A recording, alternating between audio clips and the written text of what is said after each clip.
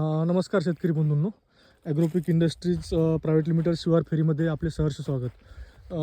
या आठवड्यात मराठवाडा असेल किंवा इतर भागांमध्ये जास्तीचं ढगाळ वातावरण, काही काही भागांमध्ये तुरळक ठिकाणी गारपीट, काही ठिकाणी वादळी वाऱ्यासह अवकाळी पाऊस झाले.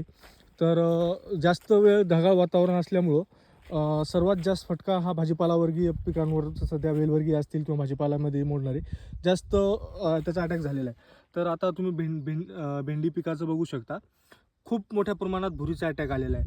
म्हणजे एक्स्ट्रीम 2-3 दिवसातच इतका भयानक इन्फेस्टेशन झालेलं आहे की झाडं जे पूर्ण हिरवं होतं ते पण झाडं आता शेवटपर्यंत पिवळे पडत आहेत.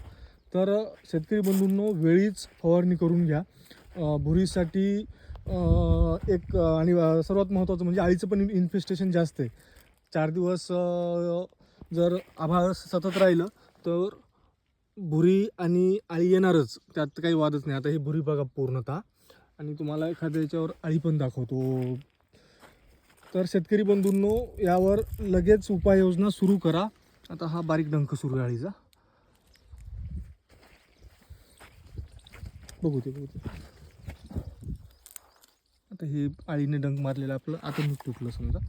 तर शेतकरी बंधूंनो, कोराजेन असेल किंवा सायपर प्लस प्रोफेनो असेल किंवा तत्सम जे अळीनाशक आहे, त्यासोबत भुरीसाठी आजच्या कंडिशनचं सर्वात उत्तम असलेलं ॲग्रोपिकचं एक्स्ट्रीम घ्या. 4 मिली प्रति लिटर पाण्याला.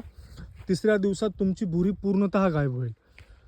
प्रत्येक शेतकऱ्याने त्यासोबत आता हे जास्त पिवळेपणा आला आहे म्हणून पीक शक्ती पण घ्या. प्रति लिटर पाण्याला 1 ml प्रमाणे. म्हणजे जर समजा 15 लिटर पाणी असेल तुमचं, तर कोराजेन घ्या 8 ml, एक्स्ट्रीम घ्या 60 ml आणि पीक शक्ती घ्या 15 ml, 15 लिटर प्रतिपंपानुसार.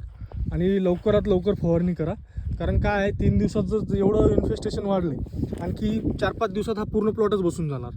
मग त्यावेळेस आपण एक्स्ट्रा खर्चातही जाणार आणि प्लॉटचे खूप नुकसान झालेलं असेल.